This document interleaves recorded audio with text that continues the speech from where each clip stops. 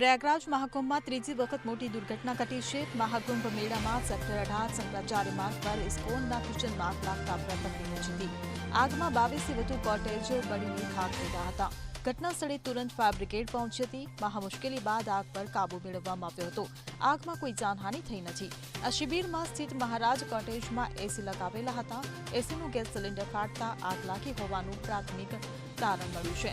જો કે 19 જાન્યુઆરીએ પણ સેક્ટર 19માં સિવિલમાં મૂકેલા ઘાસચારામાં આગ લાગી હતી, જેમાં 18 કોટેજ બળી ગયા હતા। અગાઉ પણ 30 જાન્યુઆરીએ સેક્ટર 22માં અનેક કોટેજમાં આગ લાગી હતી, જેમાં 15 કોટેજ બળીને ખાખ થઈ ગયા હતા। તદુપરાંત અગાઉ સેક્ટર 2માં 2 કારમાં આગ લાગતા પણ હડકંપ મચ્યો હતો। Bureau report CN24 news.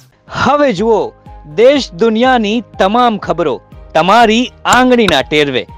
ઉઠાવો મોબાઈલ અને ગૂગલ પ્લે સ્ટોર પરથી ડાઉનલોડ કરો અમારી CN24 ન્યૂઝ મોબાઈલ એપ।